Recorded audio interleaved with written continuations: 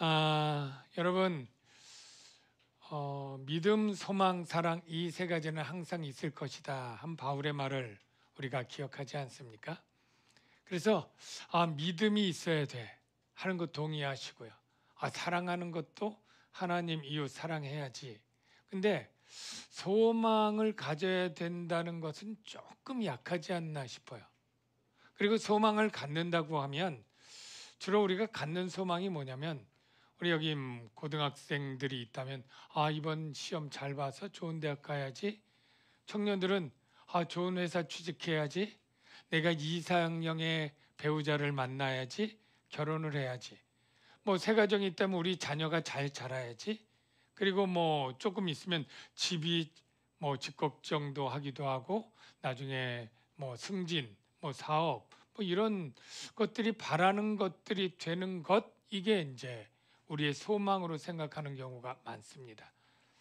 그런데 우리가 세상 소망을 항상 있어야 될 것이다 라고 말한 것은 아닐 텐데, 분명히 하나님은 하나님 나라의 소망, 이런 영적인 소망을 우리에게 분명히 생각할 텐데, 우리는 하나님 나라의 소망을 특히 저보다 연배가 위이신 분도 있는데 젊을 때는 잘 생각이 안 나요.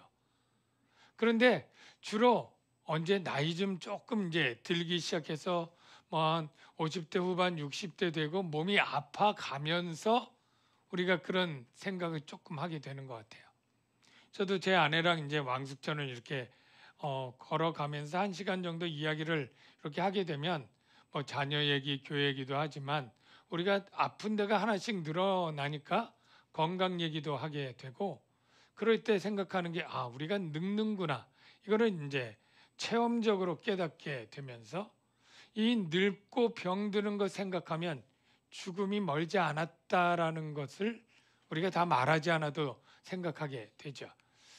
이 죽음을 생각할 때에 우리가 세상 소망들이 그렇게 중요하지 않고, 우리가 그렇게 아웅바둥 살았던 그 소망들이 이루어지든 못하든 곧 우리는 이 세상을 정리하고 떠날 거라는 걸 우리가 느끼기 때문에 비로소 그때 세상 소망들이 좀 사라지게 되는 상황이 되는 것 같아요.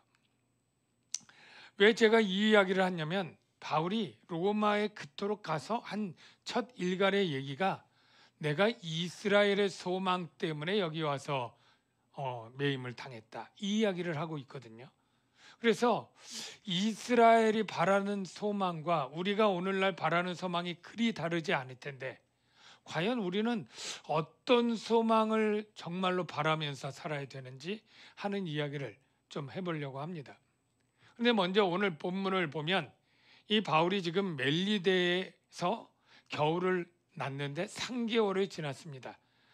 59년도에 출발했다가 한 11월 중순쯤에 떠내려와서 한겨울 바람이 세고 배가 못 다니는 그것을 지나니까 한 2월 중하순 정도 되었던 거예요. 주 60년이 된 거죠. 근데 그 배를 탈 때 알렉산드리아호, 이름은 똑같아요. 같은 데서 출발했으니까.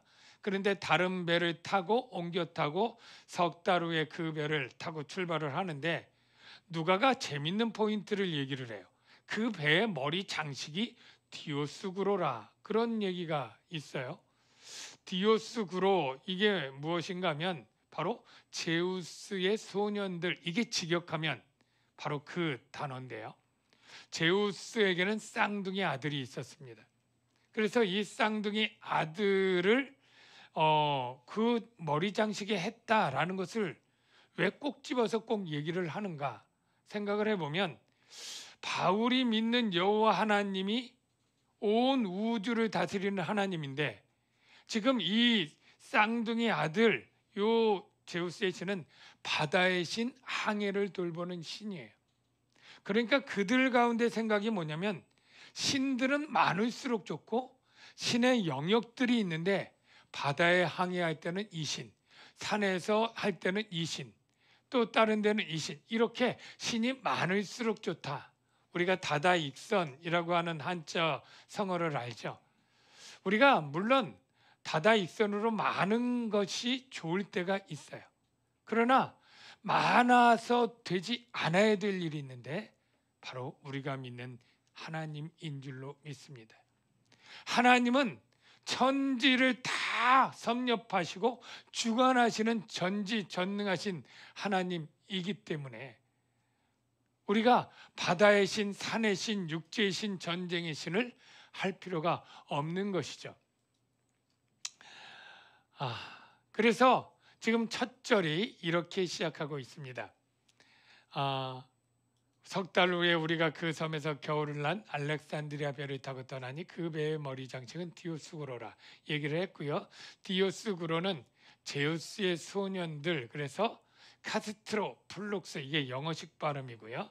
항해 안전의 수호신입니다.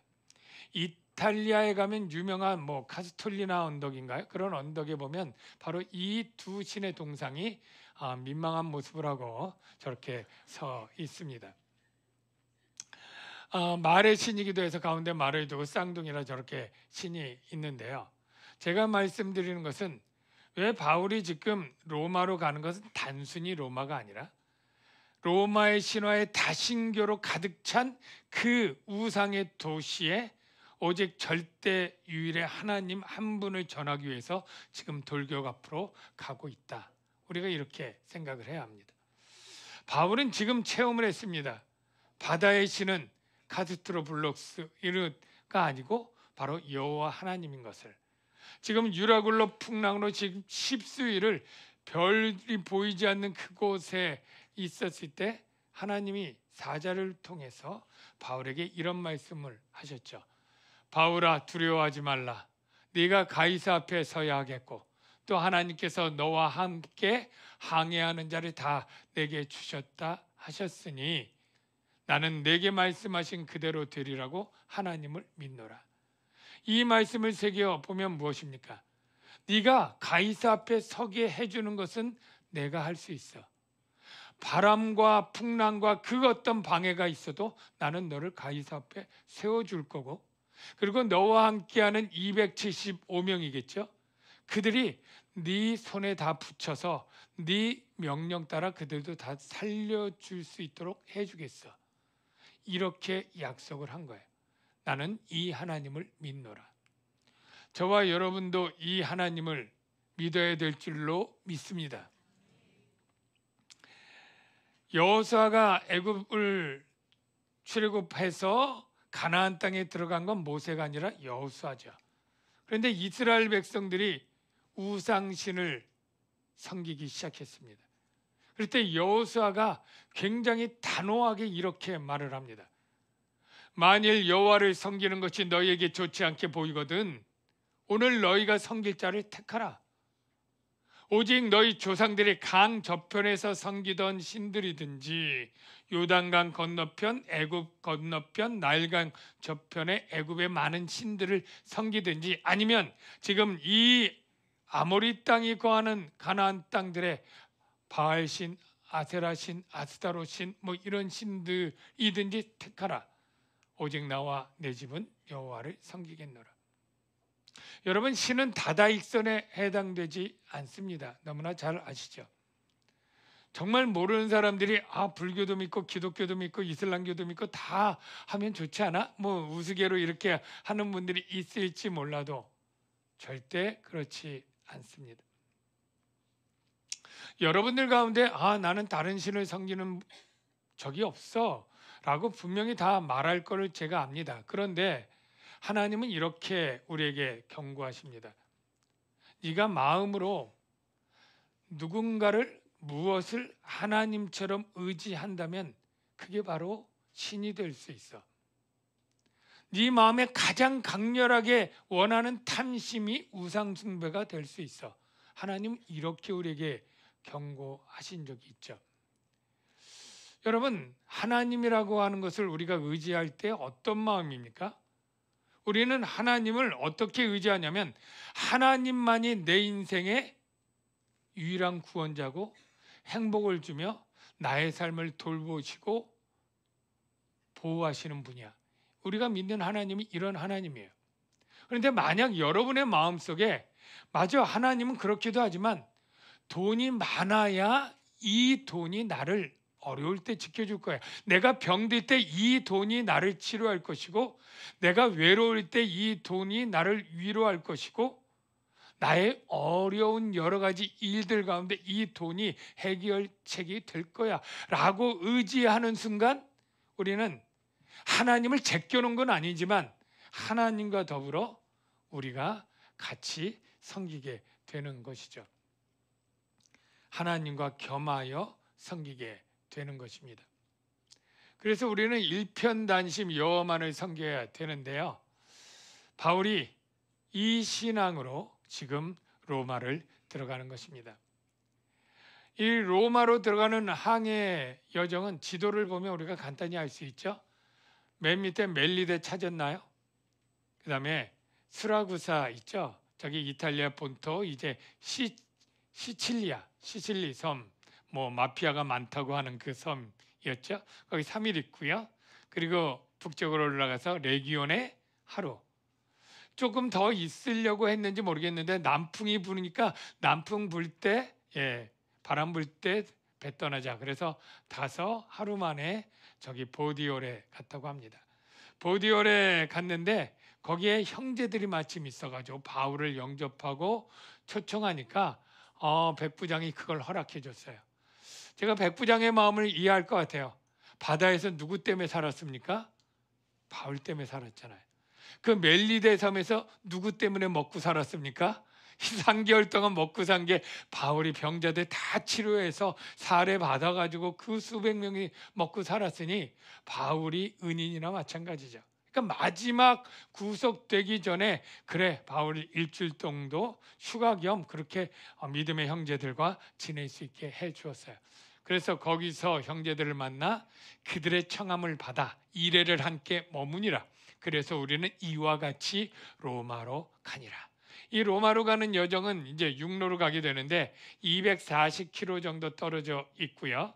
거기 한 5일에서 7일 정도 걸리는 거리라고 합니다. 길이 편하지가 않아서 그런데요.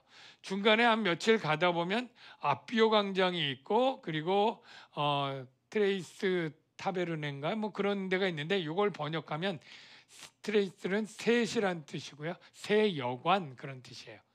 그러니까 우리도 옛날에 보면 중요한 요충지에 주막이 있지 않습니까? 먹고 쉴 수 있도록. 그렇게 그 당시에 정말 휴게소이기도 하고 숙박도 되고 식사도 하는 그런 여관들이 많지 않았는데 그 동네에는 무려 3여관이나 있어서 아예 지명이 되었어요.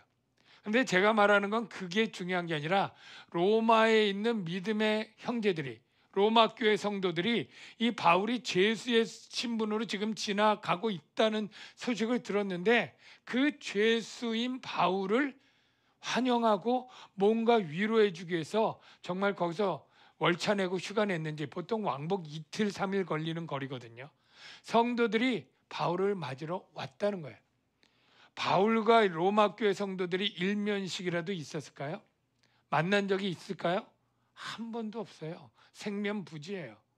그런데도 이 바울에 대한 형제를 가지고 여기 나왔다고 하는 것은 대단한 그러한 형제 사랑인데요. 그래서 이렇게 기록합니다. 그곳 형제들이 우리 소식을 듣고 아피오 광장과 트레이스 타베르네까지 맞으러 오니 바울이 그들을 보고 하나님께 감사하고, 난 그들에게 감사할 줄 알았는데 먼저 하나님께 감사하고 담대한 마음을 얻었다 그래요. 저는 여기서 감사와 담대한 마음, 바울의 이 마음이 조금 묵상이 되더라고요. 바울이 왜 이 어떻게 보면 로마의 형제들을 딱 만나는 순간에 이 하나님께 감사의 기도를 드렸을까? 제가 먼저 생각을 해보니까 바울이 로마에 가겠다고 첫 언급한 게 사도행전에서 4년 전에 에베소 사역을 할 때 처음 얘기를 하더라고요. 그걸 이제 연도를 찾아볼 수 있지 않습니까? 에베소 사역은 56년도 봄쯤에 했었는데 두란노 사역 마치고 이렇게 말하는 거예요. 내가 이 일이 있은 후에 바울이 마게도냐와 아가야 고린도가 대표 도시고요. 거쳐 예루살렘에 가기로 작정하여 왜 가는지 여러분 아시죠? 구제 헌금 갖다 전달하러 가는데 거기 갔다가 후에 로마도 보아야 하리라. 이때 로마를 내가 가고 싶다는 얘기를 첫 얘기를 합니다. 그리고 고린도로 가요. 그리고 고린도에 가서 가을쯤에 편지를 로마에 직접 씁니다. 그게 로마서예요. 그 로마서에 이렇게 말해요. 내가 이 일을 마치고 이 열매를 그들에게 확정한 후에 이게 예루살렘에 가서 이제 구제헌금 드리고 열매 가진 다음에 너희에게 들렀다가 이 너희가 로마 교회죠. 너희에게 들렀다가 서바나 스페인으로 가리라. 그때 스페인이 땅끝이니까. 그러니까 거기 가리라. 내가 너희에게 나아갈 때 그리스도에 뭘 가지고 가요? 복을 가지고 갈 줄 아노라. 이렇게 얘기를 했어요. 그러니까 복을 가지고 가겠다고 한 번도 만나지 못했지만 그렇게 얘기하고 이제 예루살렘에 가서 로마로 가기만 하면 돼요. 근데 예루살렘에 가서 일이 틀어진 거죠. 거기서 그냥 성전에서 그냥 모함당해서 막 두들겨 맞다가 안토니의 요새 묶여 있고 이 바울을 죽이겠다고 하는 그 40명의 먹지도 마시지도 않고 죽이겠다고 하는 그런 유대인 자결단이 생기면서 일이 틀어지게 된 거예요. 그런데 그때 예수님이 나타나서 약속을 다시 이렇게 로마 얘기를 해주시는 거예요. 57년 오순절 예루살렘에서 이렇게 말하죠. 주께서 바울 곁에 서서 이르시되 담대해라. 네가 예루살렘에서 나의 일을 증언한 것 같이 네가 묶이면서 포로되면서도 잘 증언했어. 로마에서도 증언하여야 하리라. 이 약속을 딱 한 거예요. 그러면 이 약속 받았으면 바로 갈 줄 알았죠. 근데 웬걸 하나님의 약속을 받았음에도 그냥 여기서 위험해서 가이사랴로 옮기고 가이사랴로 바로 갈 줄 알았는데 웬걸 총독들이 붙잡고 안 놔줘서 재판만 무려 2년 지났죠. 무죄가 되었음에도 풀려나지 못한 거예요. 바울은 늘 로마에 가고 싶어서 기도하고 그들에게 위로를 받고 뭔가 주고 싶은 열망이 있었는데 계속 지체되는 거예요. 바울이 로마 교회를 얼마나 가고 싶어 했는지 로마서의 서두에 이렇게 썼어요. 항상 내 기도에 쉬지 않고 너희를 말하며. 여기 너희가 누구요? 로마 교회. 로마서니까. 내가 항상 너희를 위해서 일면식도 없는데 너희를 위해 기도하고 있고 이제 하나님의 뜻 안에서 너희에게로 나아갈 좋은 길 얻기를 계속 기도하고 있다. 내가 너희를 보기를 간절히 원한다. 왜? 어떤 신령한 은사를 너희에게 나눠줘. 내가 영적으로 체험한 모든 것들을 너희에게 나눠주고 싶고 너희를 견고하게 하려고 해. 그래서 너희 가운데서 너희와 나의 믿음으로 피차 안위함 위로를 얻으려 함이라. 이런 기도를 계속했는데 계속 미뤄질 뿐이에요. 하마터면 죽어서 못 갈 뻔했어요. 바울이 죽을 고비가 얼마나 많았는지 여러분 생각해 봅시다. 두들겨 맞을 때 돌에 맞을 때 죽을 뻔했죠. 거기서 자결단까지 생기면서 40명이 죽이려고 할 때 잘못하면 죽을 뻔했죠. 바다에서 난파됐을 때 빠져 익사해서 죽을 뻔했죠. 멜리데 섬에서 독사에 물려가지고 죽을 뻔했죠. 그러니까 굶어 죽을 뻔하고 얼어 죽을 뻔하고 죽을 고비가 너무 많은데 하나님이 다 그 고비들을 넘기고 그의 기도대로 이제 그렇게 만나고 싶었던 로마 교인들을 딱 만나게 될 때 그 간격이 하나님께서 내 기도를 들으시고 하나님의 뜻을 이루셨군요. 하나님께 감사 기도를 하게 되는 거죠. 그런데 담대함은 무엇일까요? 이 감사함은 이제 알겠어. 왜 담대할까요? 바울은 지금 죄수의 신분으로 하마터면 죽을지도 몰라요. 그런데 하나님이 말씀하신 게 있죠. 네가 가이사 앞에 서게 될 것이고 내 복음을 전할 것이고 이런 하나님의 말씀은 반드시 이루어진다고 하는 확신이 생기니까 두려울 게 없고 나는 복음을 전하러 들어가는 것이 재판받으러 죽으러 가는 게 아니구나 하는 담대함이 들었을 거라고 저는 믿습니다. 바울이 이 말씀을 모를 리가 없을 텐데요. 푸른 마르고 꽃은 시드나 우리 하나님의 말씀은 영원히 서리라. 세상 모든 것은 변하고 사라지지만 하나님의 말씀은 영원히 변치 않고 반드시 이루어진다. 내 입에서 나가는 말도 헛되이 내게 돌아오지 아니하고 하나님은 헛된 말이 없어요. 공수표가 없습니다.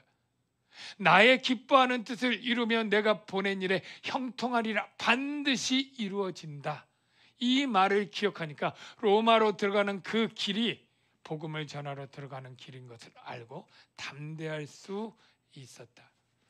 여러분, 하나님의 약속의 말씀을 믿는 여러분들에겐 두려움과 염려가 떠나가고 평강이 오게 될 줄 믿으시기 바랍니다. 바울이 참 이때 신앙이 거의 이제 50세 후반 정도 되거든요. 바울이. 그럴 때 그 신앙이 굉장히 깊어진 거예요. 그러니까 열심히 정말 혈기 뜨거울 때는 그냥 전도여행 다닐 때 막 물불 안 가리고 바나바와 싸우기도 하면서 막 이렇게 열심히 다녔는데 이렇게 감옥에서 몇 년 푹 있으면서 그럼에도 불구하고 이루시는 하나님의 뜻을 볼 때 그 신앙이 깊어졌다 이렇게 생각이 돼요. 여러분, 우리들의 신앙이 넓어지기도 필요해야 돼요. 하나님에 대해서 많은 것들을 알고 성경에 대한 지식도 많고 넓어지는 신앙이죠. 그런데 정말로 의미인 것은 저는 사람은 깊어지는 게 중요하다고 생각해요. 근데 이 깊어짐은 원한다고 되지 않고요. 여러분이 신앙생활할 때 고난들을 겪어가면서 이 고난 중에 여러분이 간절히 기도하는 것들이 하나님이 극적으로 응답되는 것을 하나하나 체험해 나갈 때 똑같이 알았던 그러한 옅은 신앙이 깊어지게 되면서 그 어떠한 환난과 어려움에도 두려움이 없어지면서 전에 이런 고난에도 이렇게 나에게 은혜를 베푸신 하나님이 지금 이 고난에도 반드시 은혜로 나를 구원하실 것이다 라고 믿기 때문에 정말로 깊은 연못처럼 돌 하나 딱 던져질 때 얕은 연못이면 바로 그냥 그 물결이 있지만 깊은 연못은 정말로 바위가 떨어져도 한참을 내려가고 그것을 다 받아들일 수 있는 그러한 모습처럼 저와 여러분의 마음이 깊어지는 은혜가 있기를 주의 이름으로 축원합니다. 이렇게 바울이 그토록 원하던 로마를 딱 들어갑니다.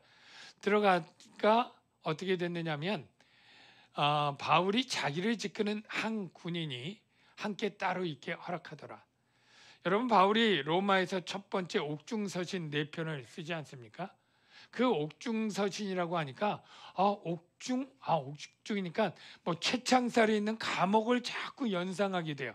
저도 그랬던 것 같아요. 그래서 그 옥중에서 에베소서, 빌립보서, 골로새서, 빌레몬서 참 힘들게 쓴 편지 이랬는데 사실 감옥이 있는 최창살이 아니고 가택 연금과 비슷한 거예요. 그래서 사실 바울이 거기 가면 새 집을 얻게 하고 대신 마음껏 다니거나 도망가면 안 되니까 로마의 간수가 로마병이 지키되 그 새 집 같은 데 사는데 돈은 누가 내요? 죄수가 내는 거예요. 예. 근데 이 로마의 주택 형태가 두 종류가 있는데 돈무스라고 하는 주택은 이 큰 부자가 사는 그런 큰 땅과 토지가 있는 저택들이에요. 예. 그런데 이 저택들에 못 사는 사람들은 이 돈무스에 사는 부자들이 인슐라라고 하는 임대주택을 만들어요. 나라에서 지은 게 아니라 개인이 지어가지고 여기에 중상층 서민층을 살게 하는데 지금 그 인슐라가 로마에 46,000채가 있었다라고 해요. 그 형태가 지금 남아있는 게 이런 겁니다. 맨 아래 돌로 되어 있고 지금 2층처럼 되어 있고 위에는 목재로 되어 있는데 목재 부분은 아마 낡아서 없어지지 않았나 싶어요. 그래서 보통 4층에서 6층 정도를 많이 짓고 법적으로도 그 이상을 높이 제한이 있는데 로마도 사람들이 부자들은 그냥 법을 어겨서 막 7, 8층까지 졌다고 하는데요. 저 인슐라 임대 아파트를 그림으로 그리면 이런 형태가 됩니다. 새 집이 되고요. 저 아래층은 주로 상점들, 주점 이런 데에서 오늘날 뭐랑 비슷하냐면 주상복합. 네, 상가랑 조금 비슷해요. 자, 퀴즈. 아래층이 비쌀까요? 고층이 위층이 비쌀까요? 네. 우리나라 아파트는 1층이 좀 싸고 고층이 비싸지 않습니까? 저기는 1층이 제일 비싸요. 왜냐하면 일단 여기에 수도가 없어요. 그러면 위층에 사는 사람은 날마다 물을 길고 엘리베이터 있을까요? 없죠. 걸어 올라갔다 걸어 내리고. 화장실이 집집마다 없어요. 위층에서 어디로요? 공중변소로 왔다 갔다 왔다 갔다. 위층은 목재니까 소리도 나고 시끄럽고 방음 시설이 전혀 뭐 층간 싸움, 소음 이런 건 정말 벽 사이를 두고 시끄럽고 그리고 위험해요. 화재가 나면 삽시간에 목재가 타니까 로마의 대화재 여러분 아시죠? 그 목재 건물 다 탄 거 아닙니까 거의? 그래서 거기에 바울은 복음을 전하러 가는 마음이기 때문에 목재층에 살지 않고 그래도 1층이나 2층 돌이 있는 데 살아서, 왜냐하면 유대인들 뭐 또 십수명씩 불러야지 사람들 오면 방문해야 되니까 돈 들어도 조금 비싼 층에서 2년 동안 그렇게 복음을 전하게 되는데, 먼저는 3일 만에 이제 유대인들 지도자들을 다 부릅니다. 바울은 늘 이방인보다 자기 동족인 유대인들이 죽어가고 구원받지 못하는 게 자기 죽는 것처럼 그렇게 아파하고 힘들어했어요. 그래서 유대인들, 그 로마에 있는 유대인 회당장들이 있을 거 아니에요. 지도자들 먼저 3일 만에 다 불러가지고 딱 온 다음에 얘기를 하는 거예요. 내가 여기 온 게 사실은 내가 우리 민족을 비방하거나 관습을 비방하고 그런 게 전혀 아니고, 내가 로마에게 신문을 받았어도 로마인도 나를 혐의 없음, 무죄 이렇게 방면하려고 했는데, 이 유대인들이 나를 죽일 죄가 있다고 그렇게 고발하기에 내가 할 수 없이 가이사에게 상소해서 여기 오게 된 것이고, 나는 우리 민족을 비방하거나 한 적이 없다. 이렇게 먼저 선입견과 오해와 편견이 있을까 봐 그걸 설명을 딱 하는 거예요. 내가 여기 온 것의 핵심은 이제 복음을 전할 시초로서 이 얘기를 하죠. 소망 얘기. 이스라엘의 소망 때문이다. 이러므로 너희를 보고 함께 이야기하려고 청하였으니 이스라엘의 소망으로 말미암아 내가 이 쇠사들의 메인바 되었느니라. 이게 복음의 도입부가 되는 거예요. 딱 이야기를 하는 거예요. 그러니까 그 사람들이, 그래 사실은 나도 예루살렘 쪽에서 너를 고발하는 사절단이 온 적도 없고 무슨 편지를 받은 적도 없고 그래, 그렇지만 너의 그 전하는 사상이 가는 데마다 무슨 비방을 받고 한다고 하니까 우리도 궁금해. 그러니까 한번 네 사상을 좀 들어보자. 그렇게 하는 얘기까지가 오늘 얘기입니다. 다음 주에 이제 그 복음 얘기가 하고 마치게 되는데요. 저는 여기서 우리가 생각할 게, 제가 서두에 얘기한 것처럼 우리가 세상 소망 말고 이스라엘이 바라던 소망의 구체적 실체가 뭐냐라는 거죠. 이스라엘은 무엇을 그렇게 소망했을까요? 메시아를 소망했다는 건 알아요. 그럼 대체로 메시아가 와서 무엇을 해주길래 메시아를 소망했느냐? 여러분, 바울이 그 전에 가이사라에서 아그리빠 신문 받을 때 똑같은 얘기를 한 적이 있어요. 소망 얘기를. 그 소망을 한번 되짚어 보겠습니다. 아그리빠가 이렇게 소망 얘기를 합니다. 이제도 여기 서서 신문 받는 것은 하나님이 우리 조상에게 약속하신 것을 바라는 까닭이, 소망 얘기가 나오는 거죠. 이 약속은 우리 12지파가 밤낮으로 간절히 하나님을 받들어 섬김으로 바라는 바인데, 또 소망 얘기가 나와요. 아그리빠 왕이여, 이 소망으로 말미암아 내가 유대인들에게 고소를 당하는 것이니이다. 그러면서 소망이 나옵니다. 당신들은 하나님이 죽을 사람을 살리심을 어찌하여 못 믿을 것으로 여기시나이까? 자, 여기서 소망이 뭐예요? 하나님이 죽을 사람 살리심. 여러분, 우리가 부활의 소망이 신약 시대에 예수님이 부활한 다음에 나는 부활이요 생명이요 뭐 이러면서 처음 부활의 소망을 준 것으로 오해를 해요. 근데 이미 구약의 성도들도 여러 성경 구절에 하나님이 부활의 약속을, 사망을 멸하실 것이다, 사망이 떠나갈 것이다, 죽은 자가 살아날 것이다 라고 하는 소망을 주었다는 거예요. 그 부활의 소망을 하나님 나라에서 누리게 되는 것이죠. 한 말씀만 보겠습니다. 그때 다니엘서예요.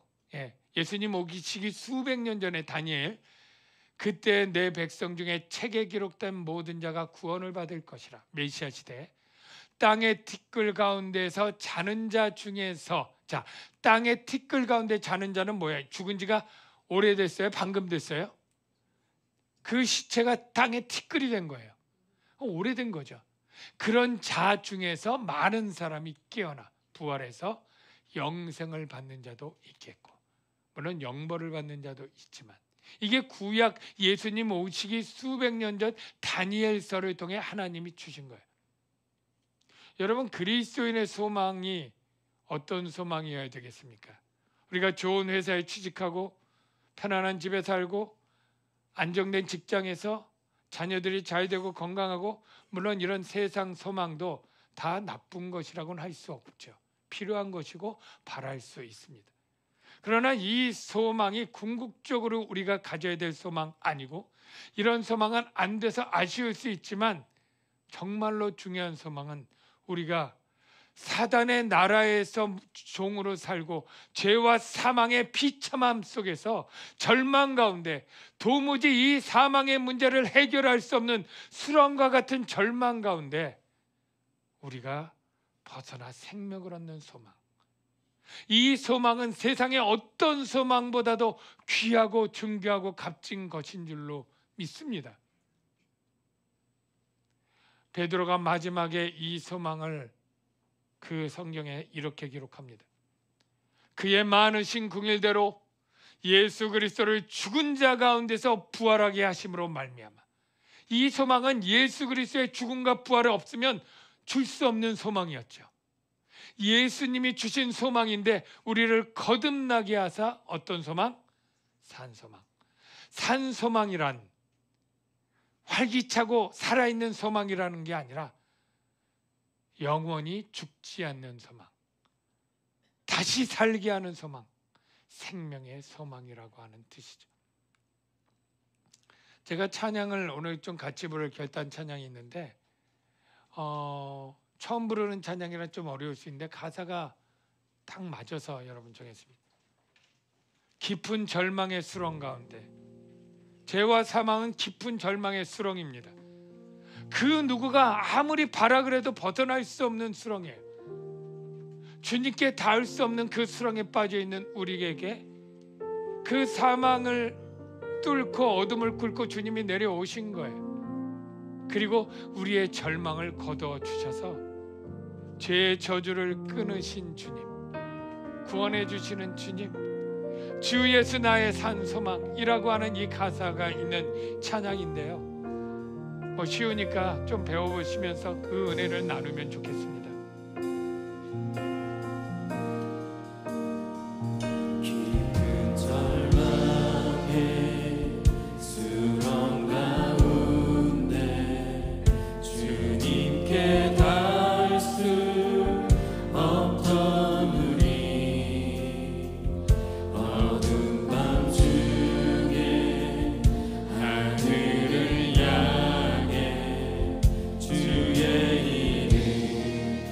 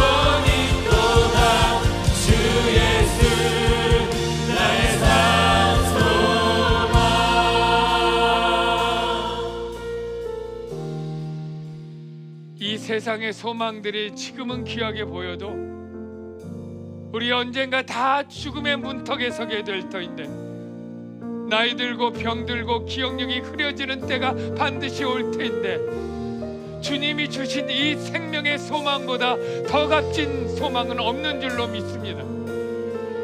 이 시간에 우리 죄와 사망을 이겨내신 생명의 소망 주신 주님께 감사 기도하고, 하나님, 내가 이 소망 가진 것으로 인하여 환난 가운데도 낙심하지 않고 슬퍼하지 않고 이 믿음의 길을 즐거워하며 소망을 바라보고 살아가도록 인도하여 주시옵소서.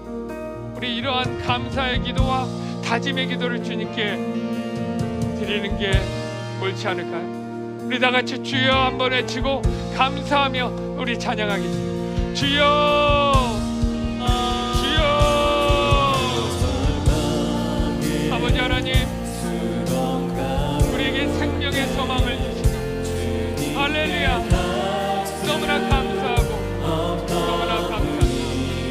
이 세상의 소망이 귀하게 보이지만 죽음을 앞두고 절망 가운데 있는 우리에게 세상의 소망은 다 부질없고 언제든지 사라지는 것임을 깨닫습니다.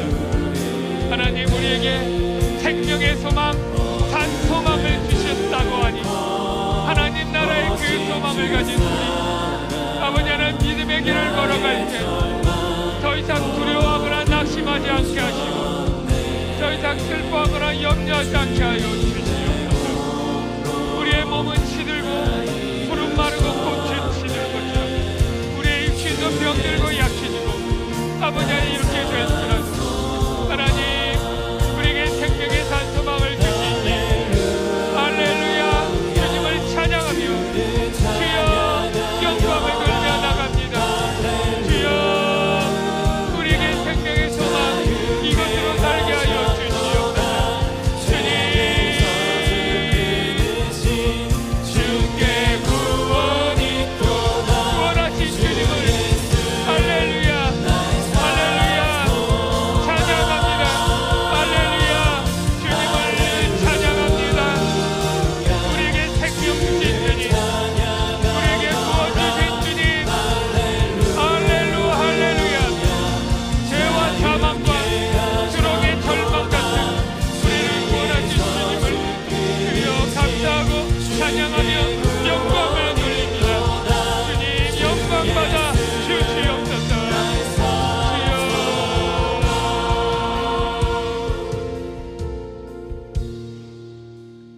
주님, 우리를 위해 죽고 부활하사 생명의 소망을 주시니 너무나 감사합니다.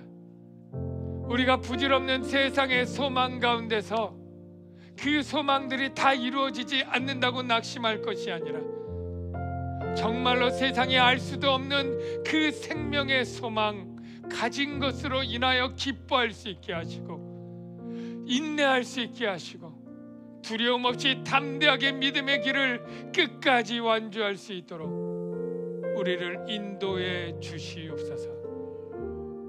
할렐루야, 주님을 찬양하며 예수님의 이름으로 기도합니다.